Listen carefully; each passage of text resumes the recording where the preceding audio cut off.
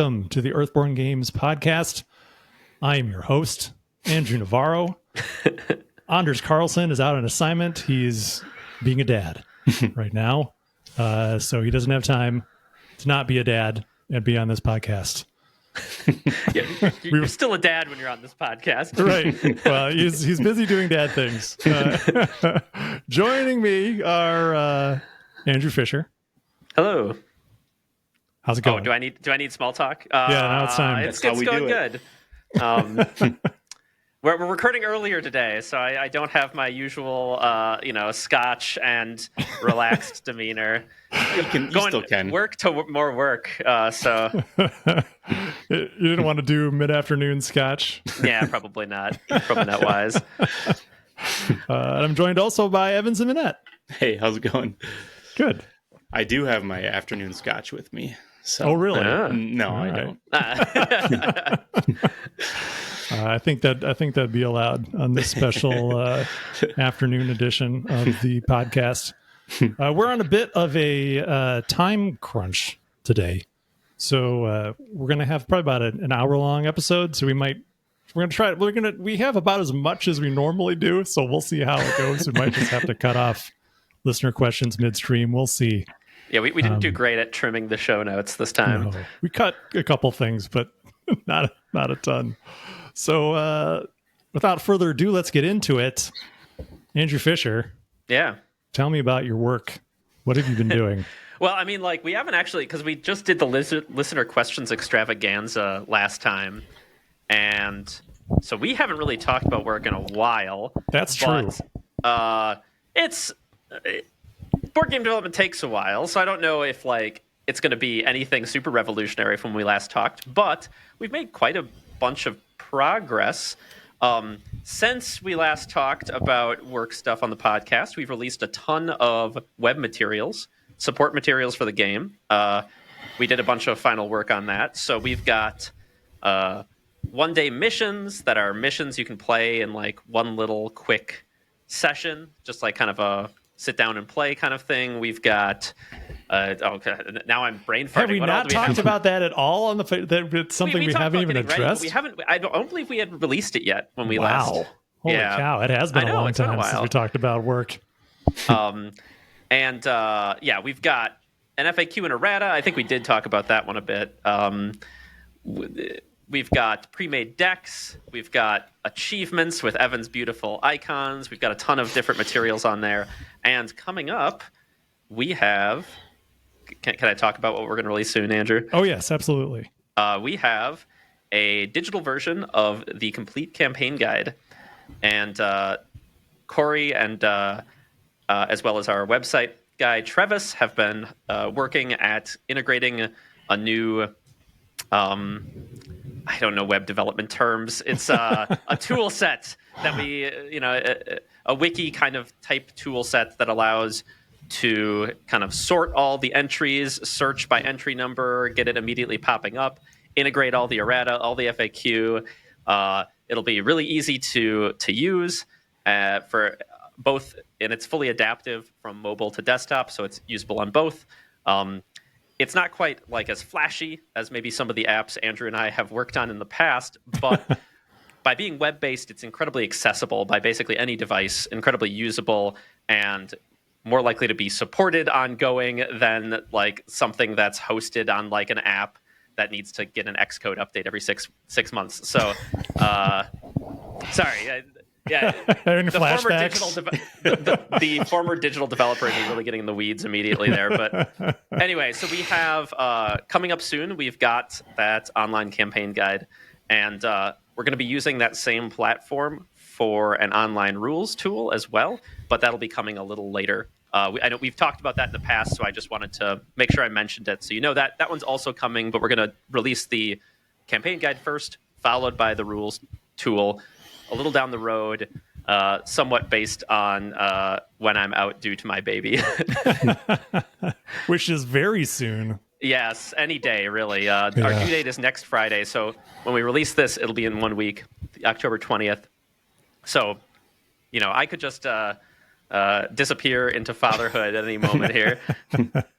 Well, if your child if your child is anything like you, they'll arrive like on the 20th or whenever the due date is. That's right. Promptly. Arrive exactly when they mean to. That's right. Well, that's a lot of exciting stuff that we have going on. I think the rules portion of it, you're just reorganizing it now, right? Because we pretty much have everything in there.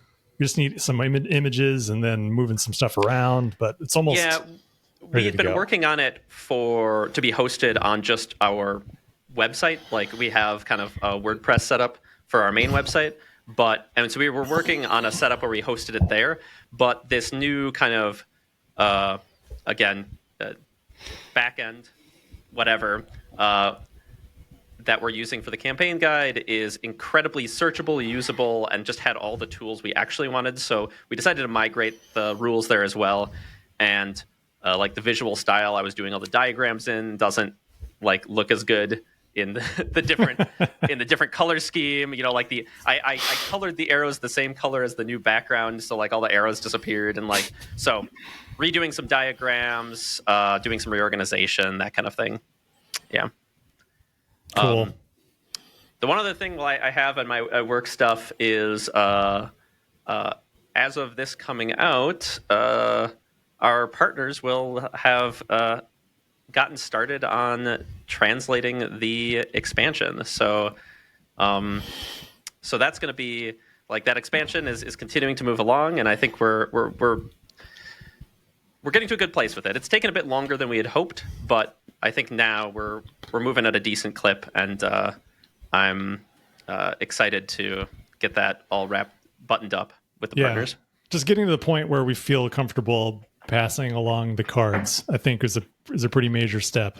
We still need to finish up the campaign guide, and then we'll be doing some very late testing, kind of like while localization is going on, of the campaign and the missions, just to make sure we're not missing any timers or anything. But it's pretty big that we're finally passing those cards along. It feels like we've been working on this forever. Yeah, I'm excited to get this one moving along. There was definitely some growing pains with moving from the core set to this expansion, more so than I had hoped. But I think we've learned a lot of good lessons, and I think we have a better sense of like how we want this game line to grow, right? Like we definitely had to kind of figure out what does an Earthborne Rangers campaign look like, and how do we grow the game. And like there was definitely a lot more experimentation there. I think I had kind of a solid vision for what it looked like when we set out from the core set, but just the needs of kind of the open world structure and stuff meant that like we had to do some experimentation to find the thing that worked just right for it. But I think we've settled on something I think is feeling pretty good. Yeah, and hopefully we'll be able to have our cake and eat it too down the road. Yeah. But yeah, that's my abridged work stuff. Nice. What are you working on, Evan? Well, so I did have in the show notes that there was like 10 pieces of art outstanding or something like that. But as of this morning, as of our visual design meeting, there's about 3, maybe 4 pieces left. Dang. I mean, Nice. there's still art that I need to do. So that's essentially what I'm transitioning into right now. And we'll be working on that during this podcast too. Nice. Yeah. Do you want to bring that up? Sure. Yeah. We had a pretty fortuitous conversation in the podcast chat on the fan Discord that came up literally as Evan was sharing the sketch of the new conciliator. Here. Let's see. And the request was for Evan to draw someone with a sweet beard. Yeah. So he turned in the sketch, looked really great. I said, "What do you think about giving him a beard?" and so it was. Yes. Is it coming through on your end? Can you see it? Yeah. Yeah. Okay. Just Cool. came through. Yeah. So I mean, there's not much for me to report other than, I guess this is sufficient. Me just continuing to work on this. So that's my update. Be working on a Yeah. beard. It kind of looks like you, Evan. That's what I said. Well, maybe I just wanted to insert myself into this, I guess. I wasn't trying to, but you just need a little gray here and here. Yeah, I could add that. I feel like the people of the valley have more vitality, and they wouldn't gray until they're in their hundreds or something, you know? Yeah, I think Elder Orlin, she has gray hair, but she's like over 100. And I think, do all the elders have gray hair? No, I don't think so. Evan and I had an encounter with the Elder in Tumbledown. Is that Murtok? Yeah. Or is that? Or no. Wellers? Cormac Wellers. Yeah, Cormac Wellers, yeah. He is definitely not gray. Yeah, like, and you know, the our writing talks about him being this older man, and Evan and I are like, he looks great. Totally. Yeah. Well, you know, it is the fantasy of perfect vitality. So that's right. Everyone being very healthy, well into their hundreds. All right. So as Evan entertains you all with this cool illustration, I'll try not to get distracted by it myself. I'll talk about my things. The biggest, most exciting thing is North American fulfillment begins. It is beginning. Right. Yeah, it's pretty exciting. Flying Cloud started printing shipping labels, and people started getting emails and posting on various Discords about it. And honestly, that's when I first heard about it too. Apart from what I heard last week, where they were going to begin this week at some point. I haven't gotten any other word. So I assume, and I hope correctly, that the fact that they're printing shipping labels and I think likely staging their picking and packing operation right now, I think bodes well for shipments to start to go out this week as they predicted. So that is very exciting. It is finally happening. Yeah, there's some people in the Discord who said they got notified and that the game should, like, their notification said it should be to them by Saturday. So some people... Oh, okay. Yeah. Awesome. I mean, like, it's just somebody on Discord, and, you know, it's like, you know, whatever random estimation from the shipping notification, but... I'll take it. It's shorter than 6 weeks, so that's an estimate I can live with. So that's super exciting. It's been a really long road to get here to the point where the majority of our backers will finally be receiving our game. So I'm really excited to finally get it out to everybody. So good job, you guys. We made it. Hey. And we'll be doing, I don't have it here on my list, but we'll be doing our local pickup event. We'll send an email out to the 9 people that need to be notified of the local pickup event. But that'll be the day after your baby is due, Fisher. So we'll see. I may or may not be there as a result. It'll be no promises. October 20th at the Dreamers Vault in South St. Paul, which is run by my friend Aaron. He is also on the list for local pickup, so we don't need to email him. He already knows. So that's exciting. Other random bits of news I have to share. We've decided to, because of where North American fulfillment ended up landing, there's really not going to be, I don't think, any good time in this year to launch the Gamefound campaign. So we are going to be launching the second printing Gamefound campaign in January. I have a date picked out, but I need to get it approved by Gamefound, obviously. So I don't want to announce the date yet, but look for that in January. Look for the official announcement down the road. And also exciting, we got the floor map for PAX Unplugged, so we know where our booth is going to be.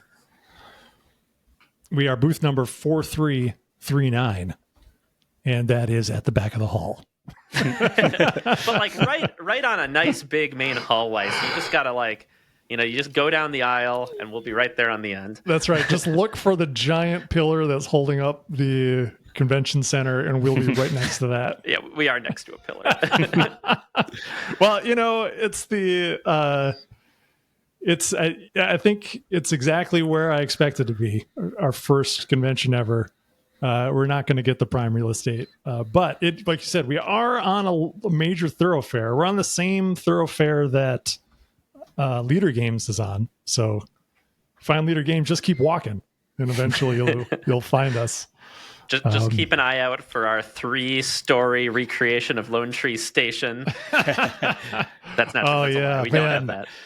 What is what was the name of the company that did have that giant tree when we were looking at booth designs? Oh, it was a granola company. I think it was like Nature's Path or something. Granola. Man, I want that so bad. So it was rad. It was like this big wooden tree that was like also a shelf system. Yeah, that is. We will if we have money to throw around, man. We will do that 100%. Maybe they still have it lying around. They don't use it anymore. We can just buy it from them. Yeah, we could just email Nature's Path, do like a crossover, like, Rangers themed granola bar, and we borrow their tree. I wonder if the display breaks down like a granola bar does, where you take a bite out of it and just falls into a million pieces. It just crumbles. Yeah. But yeah, that looks very cool. I would love to do that. Our booth will not be as fancy as that. But hopefully, if you guys are if anyone listening is planning on being PAX Unplugged, we'd love to see you there. It's not that far away. Less than 2 months. Yeah, we'll all be there. We'll all be giving demos and hanging out with people. So yeah, I'm looking forward to it. Yeah, it'll be fun. All right. So that was fast. That was a good fast work stories. So let's get into the listener questions, shall we? This one comes from Darren the Dependable.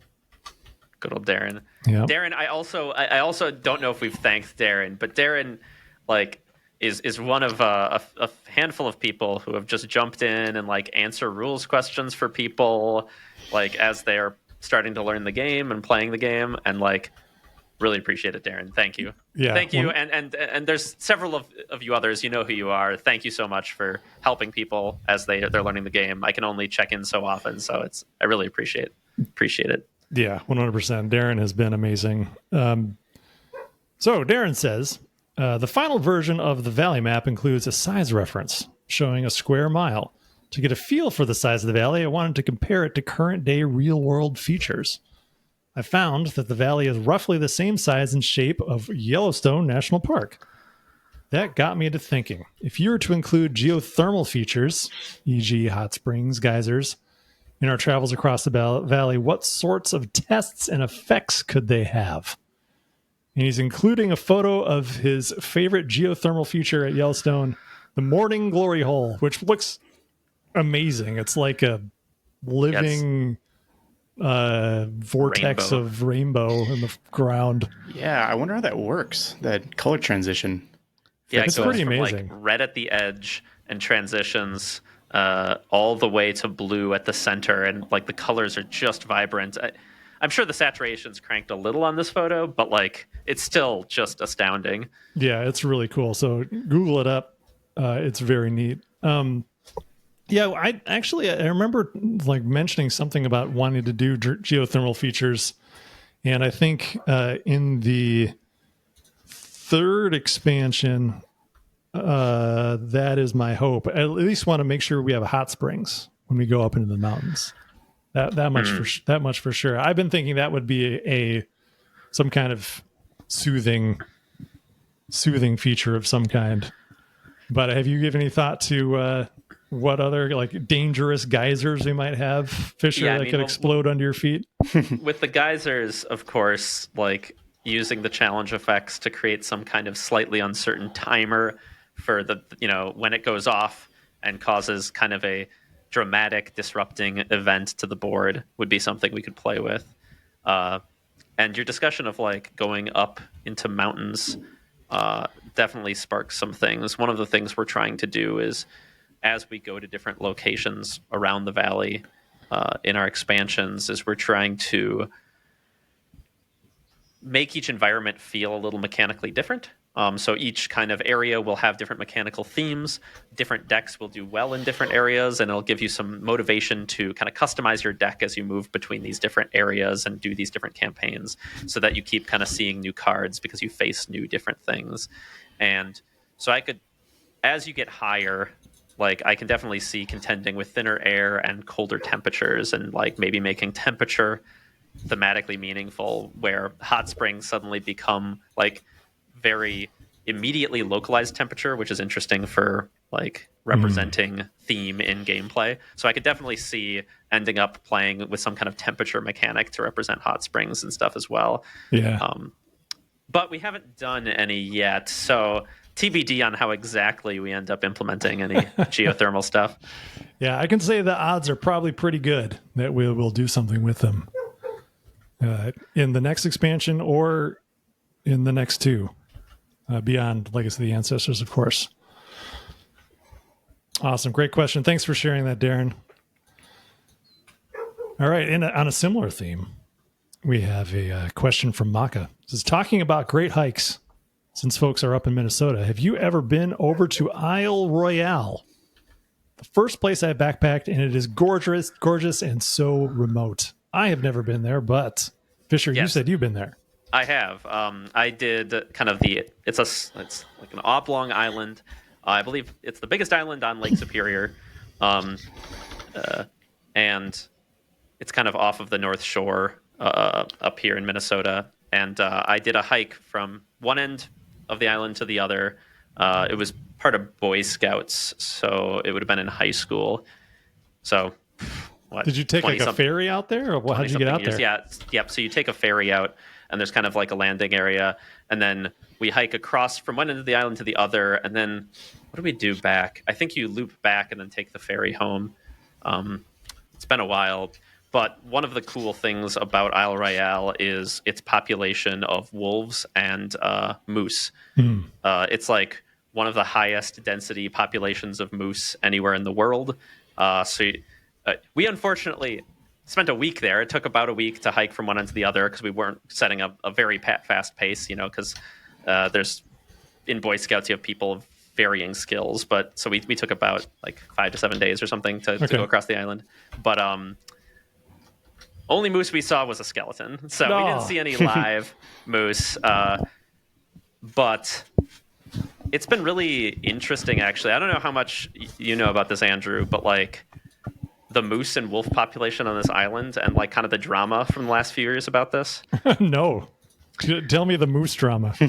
Well, so because it's such a small island and it's so densely populated like this, it has the ecosystem. I'm sure there's wildlife people in our audience who are like, you're butchering these facts, but it's very volatile. And one of the things that kind of helps, because like there's a bunch of moose, but then the wolves hunt the moose. And then one of the other issues is there's a bridge that forms during the winter by the water freezing between Isle Royale and the mainland. And then wolves can cross over between the island and the mainland. And this bridge started not forming as reliably. Mm-hmm. And then the wolf population got dramatically inbred on the island and started dying off as a result. And then the already high moose population without wolves to hunt them just like got unsustainably high. And so a few years back, the government actually stepped in and like intervened to help add genetic diversity to the wolf population.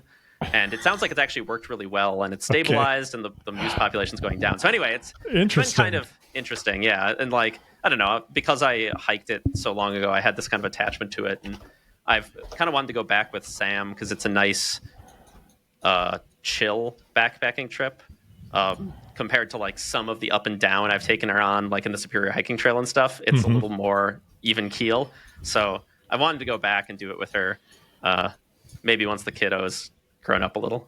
You don't need to worry about wolf attacks out there with so many wolves on the island and nowhere to run. Honestly, on an island. If you're going to be worried about any kind of attacks, you should be way more worried about moose attacks. That's true. Than wolf attacks. So no, you don't really need to worry. Like obviously you you take all the normal like precautions you do for bears primarily, but the wolves aren't really interested in that, and they'll generally leave you alone. But it's moose. You give them, if you run into a moose, you give them a wide berth. Like those things, they're spooky. They'll get really aggressive, and they're just enormous. So we were way more scared of running into a moose than a wolf. Yeah, I saw a moose once on the Bierstadt Lake, and they were at a pretty good distance, just kind of hanging out in the water, and then they started to come towards us, and I got really nervous. Yeah, that's fled the shore immediately. The only ones I've run into, like live ones, were in the Boundary Waters, where I was in a canoe, and you can just observe from a distance, and then we did have to once wait out one that was sitting at our portage, and we didn't want to land, and we just sat out there in the water for like 45 minutes waiting for this moose to be done, just hanging out. That's awesome. I take it you've not been to Isle Royale, Evan? No, I didn't come from a very outdoorsy stock of people. So no, so don't be fooled by your flannel shirt. Yeah, exactly. I'm just trying to blend in with the flannel. With the Minnesotans. Yep. Yeah. But no, I honestly, like, I only fished when my dad and I went up to my dad's friend's cabin in Lake of the Woods a few times, and that was really cool. But yeah, I just haven't been to Isle Royale. I've been to Madeline Island, which is more of a tourist attraction in Wisconsin. So I can't really compare. Where's Madeline Island? Boy, I'm trying to think of the city. It's by like Appleton or something like that. Oh, okay. Yeah, I think exotic Appleton. Yeah, it gets really popular this time of year too, with the changing of the season and stuff like that. Mm-hmm. Oh, it's up north. Bayfield, Washburn, Ashland. Oh yeah, Bayfield. Ashland is what I was thinking of. Yeah. Okay. Whatever. I don't know why I was thinking Appleton.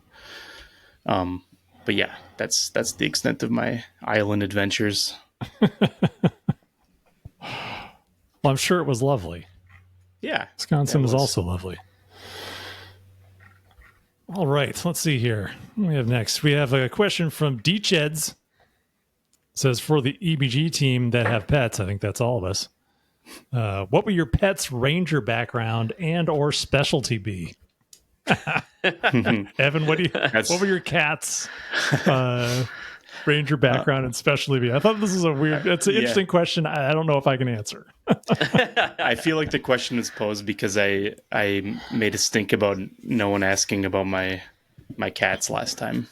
So I think I trimmed down these questions, and I think Beachheads did have some context about lobbing a question that would help, that would let you talk about Buzz. Thank you, Beachheads.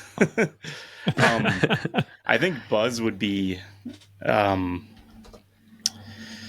he would be just like, he'd be some sort of explorer, I guess, because he's always trying to get outside. He actually escaped into the yard on Sunday because the porch wasn't shut quite tight enough for him, and he squeezed through. And our other cat, Rhubarb, she would be like a forager of some sort because she's just thinking about food most of the time. Nice. Yeah. How about you, Fisher? Yeah, with Finn, I was thinking about this. Like, I feel like for his background, I'm supposed to say shepherd because he's literally a herding dog. No, yeah. Like, he's half Australian shepherd, and he did get kicked out of daycare for herding the other dogs. But I also was torn between that and forager because he does love to eat grass. And then for his specialty, I was going to say Finn is a conciliator. He is not an explorer. He when we go to off leash parks and stuff, some dogs go wide ranging. Finn stays right with you, and he gets really fixated on other people and other dogs, and does a lot of licking other dogs' face, which is a very kind of deferential gesture. he wants to constantly be like pleasing everyone all the time and just like loves other dogs and people. So he's a conciliator for sure. Nice. Yeah, so I have 3 cats. I don't know if I've ever talked about my cats on this podcast before. I'm not sure. But I have 3 cats, Dandelion, Marigold, and Pinto. Dandelion is, I would say, a background we've not done yet, a hunter, as is Pinto.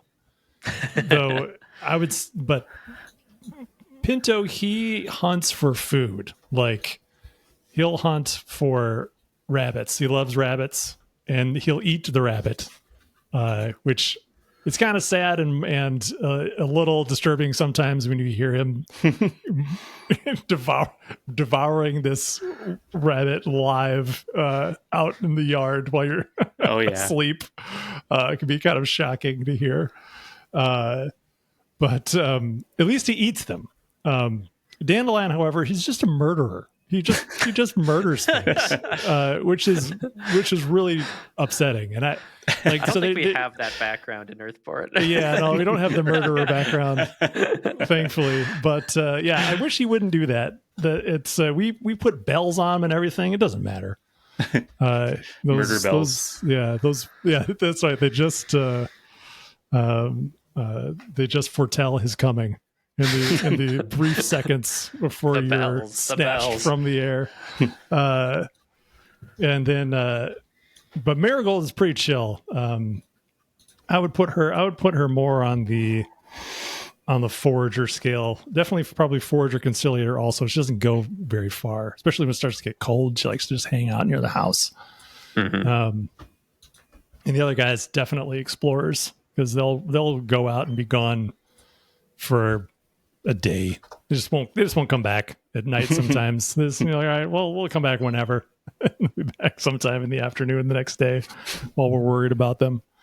That would be Buzz for sure. Have you ever considered putting GPS on them to see where they go? Yes, we have considered that. Yeah, from time to time. But in the end, they're fine. They're cats. I mostly would just want to know, right? Yeah. Like, just to see, out of curiosity, to see where they get to. I think it'd be cool to put a little camera on them and see where they go and what they do. Yeah, that'd be neat. Yeah, because sometimes I catch them way up in a tree or on the neighbor's roof. They go all over the place. So, have you seen the new Insta 360 action cam? No. It's it's like GoPro sized, but then you can detach the actual camera lens from the GoPro and just record on that for 30 minutes. And so it is small enough to clip to a cat's collar and it'd still be a little chonky, but the cat would carry it around no problem. Oh, so that sounds cool. Yeah, you just need that camera and then you can record. All right. We'll think about doing that. That could be fun. All right.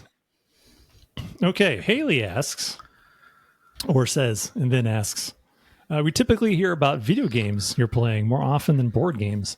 Does designing / playtesting games for work leave less energy and time for playing other tabletop games? Or is it simply an issue of adulthood and finding time to get the game together or gang together? Get the gang together. Is it ever tough to exit the game designer headspace? It's a good question. What do you think, Fisher? Yeah, that is a good question. I definitely find that I have less energy for tabletop games after working on tabletop games all day. And in fact, it's something that my best friend Matt, who I hang out with most weekends, always complains about. Is he always really wants to play the games I'm working on. And I'm like, no, I need a break. I've been thinking about that game all week, right? Yeah. I want to play a video game with you or something, right? Just do something else. And he's like, no, I want to play your game. And so that's definitely a struggle I've had. And it's something that I noticed a lot when managing people at FFG is people would come on board and with really deep, thorough knowledges of the board game industry. But then the longer they work at the company, they spend so much time working on their game, right? That they just play fewer other games because they just don't have as much time or mental energy for other tabletop games as they did before they started, because previously all their tabletop energy was just going into playing a variety of stuff. And so like we would do a lot of things like game nights at the company to like bring in, like have people bring in all sorts of games just to like keep playing games outside of our own catalog, because over time, just because of like a limited number of hours in the day and mental energy people have, people would play less and less games outside of work, as it were. So Yeah. it's a trend I've definitely seen a lot of. Yeah, no, I definitely, I feel the exact same way. Evan, how did you feel working graphic design? Did you feel that fatigue of playing tabletop games? Not so much, because I wasn't so concerned with, the rules and all the stuff that you guys were busy with. So like when one of the games I was working on before I left FFG was Legion, or actually that was kind of taken out of my hands when there was that split. But I loved Legion. I loved playing it, and for me it was simply a matter of just I kind of lost the time to direct towards gaming, because it's so time intensive, and I just can't make time for it. But if I did, I don't think I would suffer from the same issues you guys have, because I'm not so invested in like the mechanics and everything, If that makes any sense. Just the visuals. Yeah, I feel like, so I mean, I have been pretty good about playing our regular Kingdom Death Monster game. I just don't talk about it every podcast, because it's like the only thing I've really been playing with my friends. Like because you have your regular like RPG night that you do. Yeah. I would love to talk about it, but I don't want to be like, and then this happened, and this story stuff that's meaningful to me that doesn't matter to anyone else. Yeah. So I would say that we've been getting a game to the table at least once a week, but it's been the same game. So, I just don't want to bore everybody with my, played more Kingdom Death Monster. Got disemboweled again, or whatever. But yeah, I felt the same way. Really, effectively as soon as I moved into management at FFG and was part of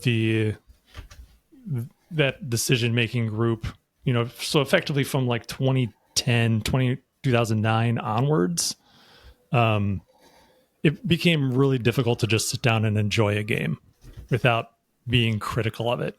Even when I was in art direction, and it's honestly, it's a thing that like my friends get irritated with me about playing new games whenever I play a board game with them, because I'll go into like critique mode and it's difficult for me to just enjoy the game for itself without thinking like, oh, this is an interesting mechanic, or like, this isn't really working for me for this reason or whatever. They just want to play the game and have fun, and I'm being all analytical about it. Which, I remember playing Spirit Island with my friend Aaron, and I said like maybe like three things. And he's like, "All right, that's your last one.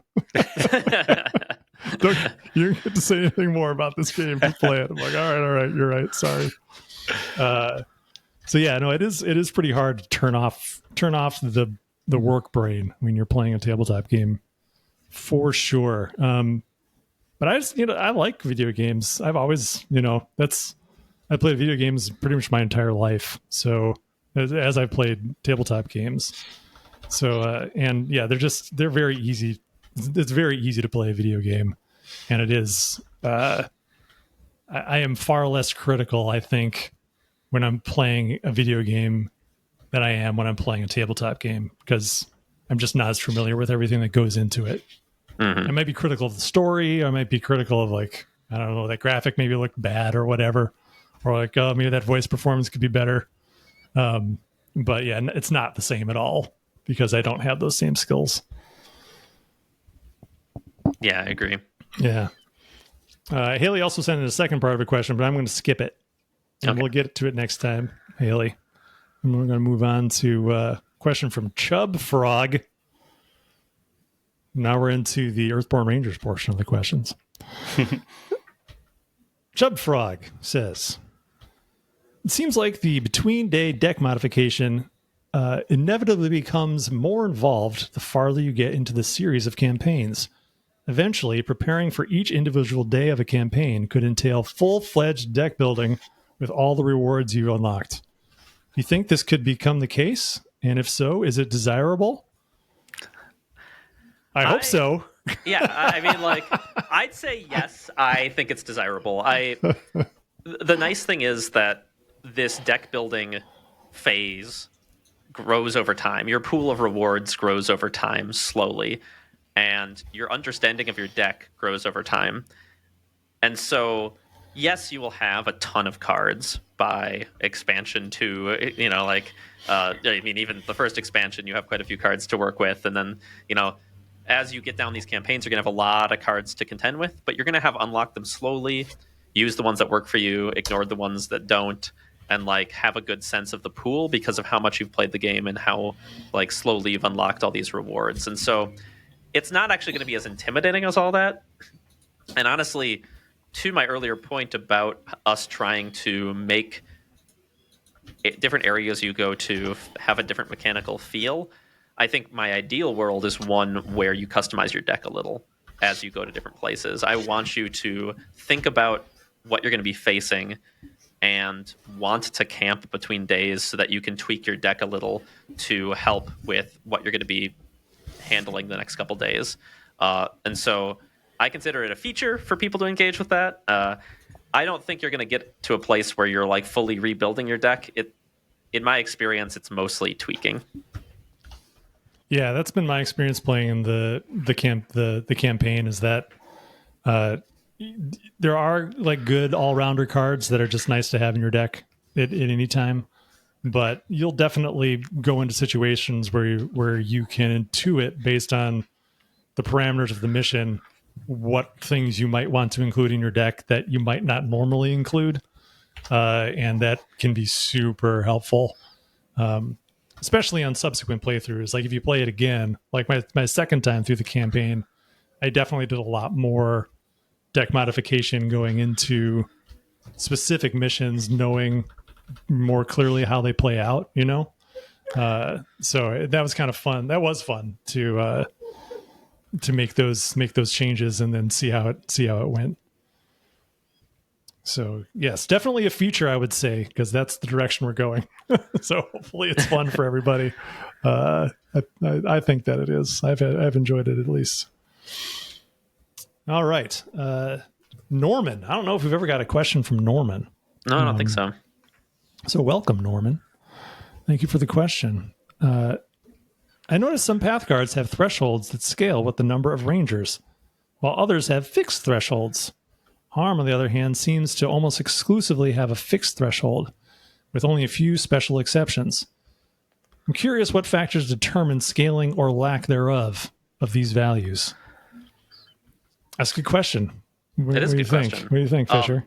Well, the answer, I don't have like a dead simple answer for you, but like ultimately when you are balancing a game, you have lots of knobs and levers, right? And so when we're looking at something like player scaling in our game, we have a few different things that scale with players. The big one being that every player draws a path card every round. And so you will get in a 1-player game, you get 1 path card per round. In a 4-player game, you get 4 path cards per round. But if you we do a lot of like in kind of some of our estimation about how things balance, you do some value estimation on like what a card is worth, like how much energy investment is a card on average, like how much energy does a ranger have to commit to get that card off of the board.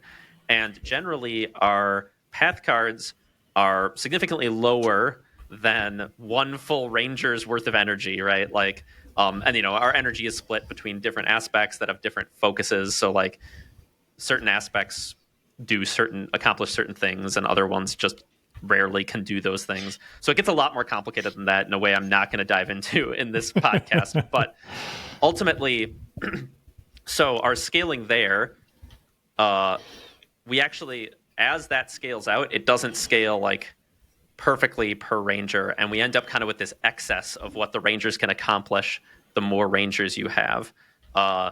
Some of that we noticed in play actually gets kind of lost in the shuffle of 4 people coordinating. It's just a lot more difficult, and we lose some of that like efficiency in most groups unless it's like 4 incredibly experienced players who are all like know what they're doing.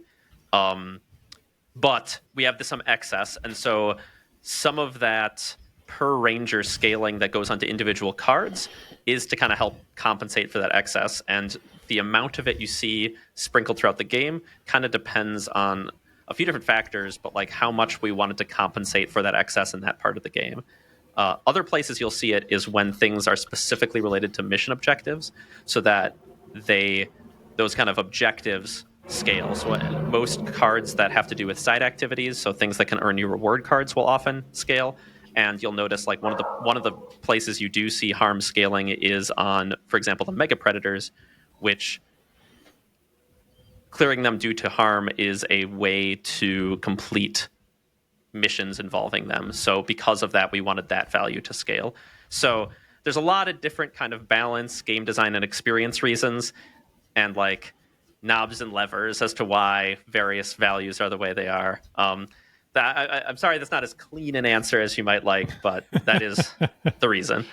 Yeah, well, I think the takeaway that I have is it's not just a formula that we have, that there's a lot that goes into it.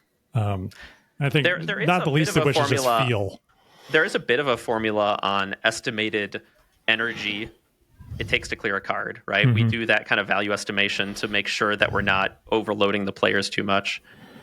One other thing to note is you asked why fewer cards with harm thresholds have that, and that's because harm can't be output by a common test. So things like progress can be output by a common test. It's something that everybody has access to all the time. Harm can only be output by weapons, which have to be included in your deck. And given the rate we see of weapon inclusion and just how many weapons are available early in the game, harm output doesn't scale with player count as much as progress output does. Mm-hmm. That's a good point. That's cool. That was a very deep and in-depth answer. I like that a lot. Yeah, sorry, I'm burning our time here. Yeah, that's ranting great. About that was great. That's all right. That's perfect. I think that we're going to call the listener questions there. We have a few other questions we didn't get to. If you sent in a question and we did not answer it, we'll do our best to get to it next episode. We'll leave them here in the dock, and it'll continue to grow. But thank you, everyone who asked a question. Really appreciate it. You guys give us the bulk of stuff to talk about on this podcast, and we appreciate you for doing that. And I've really liked the reoccurring cast of characters we have, of those of you who ask multiple questions. You kind of like get to know a person based on the questions they ask and their YouTube comments and stuff. So it's like, I don't know, it's fun. It's cool to like, it's fun. Chat with you all asynchronously. Absolutely. All right. So we have about 10 minutes left. Let's get into the stuff we're into. As the podcast host for today, I get to go first. And that means what are you into? We're going to do Andrew's Indie Game Corner. Nice. So so last episode, Anders suggested I try a indie game, and I did. I tried Lonely Mountains Downhill. Have you guys tried that? Mm-mm. No, I Googled it quick when Anders mentioned it last time. So it's kind of like downhill biking, right? Yeah, it's like mountain biking. It kind of reminded me a little bit of Trials, the dirt bike game. It's not as physicsy as that, but I got a similar kind of feeling as I was making my way down these mountains and doing a terrible job of controlling my mountain bike, and then crashing and then having to go back to the checkpoint and then do it again. It's that pretty sounds interesting. like Trials. Yeah, it is. The levels are much longer though. It's like a longer form thing, and it starts off with when you get to a trail, you have an unlimited amount of time to finish it. The goal is just to get to the bottom, and I think I like that the most. But then once you do that, it unlocks challenges on that trail. And then it's, like get down to the bottom of the trail with without crashing, more than 20 times, or, do it in a time limit. And as you complete those challenges, then it unlocks new trails, and then you do it all over again. It was pretty fun. It was deceptively difficult to control at first, but once I got the hang of it, I thought it was pretty cool. It was a little more stressful than I wanted from my like very quaint looking artsy downhill biking nature game. It just kind of stressed me out a bit trying to do those challenges, where I was like, I don't know, like it kind of, again, that's where it also felt like Trials, where Trials is really fun until it becomes maddening. And I was starting to get a little bit of those vibes on some of the trails. This sounds like that could be very like thematic to my mountain biking experience, though, because like when my dad and I went up in Colorado, I was like, oh, I'm gonna have a beautiful time biking in the mountains, but then most of my memories from that day are just oh shit. Yeah, so it was probably pretty accurate. I would recommend it though. I think if any of that sounds fun to you, I would check it out. I've also been playing, because my son's been playing Starfield, and I'm not really interested in Starfield. And you want to be a real hipster about it, so that's right. I don't know, man. It just seems like a bunch of loading screens, one after another. It kind of bums me out. But I played a little indie game called The Elder Scrolls Oblivion again. Sweet. They were indie at the time when they made Oblivion. Let's not forget. And that game is still pretty awesome. Though I got turned into a vampire almost immediately, and that has been a nightmare. Like if I remember right, it's incredibly punishing to be a vampire in that game. It sucks. You can't go out in daylight, no pun right? intended. No, you can't go out in daylight. You do get a bunch of buffs if you drink people's blood. So that's something. But I'm on the quest to cure my vampirism, and I need to collect like 9 grand soul gems or 5 grand soul gems, which are located in little dungeons nearby to the quest giver. And man, it's a giant pain in the ass, but I am having fun, despite the fact that I'm spending a lot of time just waiting around for the sun to set so I can go out without dying immediately. You can just sleep it off, right? Like you can nap for X hours. Yeah, you can just wait. I've never waited so much in an Elder Scrolls game as I have so far in this playthrough. And it really got me thinking of like, if I was coming to this game fresh, like when it came out, this is the experience you can have. Where I'd say to my friends, yeah, I'm playing this game. It's so weird. Like I'm a vampire. I guess it's a game where you're a vampire and you got to not go out during the day, but you're still a hero somehow. You got to close these Oblivion gates. It's the weirdest game in the world. I don't know if I like it.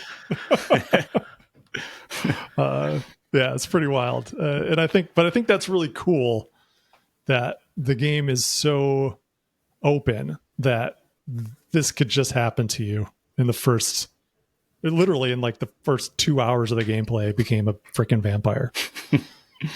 Ridiculous. And I've also started reading Lord of the Rings again. Oh, cool. Very cool. I'm almost The through Hobbit book 1. or Lord of the Rings? Lord of the Rings. Okay. Yep. Still very good. That's a very good book. I love it. It's in preparation to do a bunch of writing in the campaign guide and get myself in that right Tolkien headspace. Yeah. Get ready with all my adjectives. Describe every blade of grass, every rock and cavern you encounter. I also found a really awesome glossary of cave and karst terminology online. Oh, cool. That I cannot wait to use. Yeah, it's pretty awesome. That's what I've been into. Fisher, I see you have Cocoon on your list. That game looks weird. Yeah, it's cool. I actually got time. I haven't found time for Baldur's Gate 3, but I have found time for a couple smaller games. Uh, Cocoon is very cool. It's by the people who did Limbo and what was their one after that? Inside. Mm-hmm. I think it's just Um, the game designer. The level designer. I don't know if it's Okay, the it's not. same Okay, publisher or developer. but it kind of has a slightly similar vibe, but it's a little more open. It's all like joystick and one button, and you just interact with the world, and they have a few different puzzles, and this unfolds, and it stays pretty linear. And you kind of have this like hub world, and then you find these big marbles in the hub world, and you can like when you put them in these sockets, you can go into them, and those are like the sub levels of the game. But each marble you can carry with you when you go inside these sub levels. And then the different marbles, if you leave the level and come back out and hold the marble after you've beaten the boss inside of it, it gains special powers and it unlocks certain puzzles and stuff. And so then there's this whole meta puzzle of like, which marbles do you bring inside the other marbles? It's like recursive game design, and like Interesting. you have to keep track of like which marbles do I have inside other marbles, and so you have to like bring them inside the subworld so you can carry a bunch of marbles around with you and then unpack them all.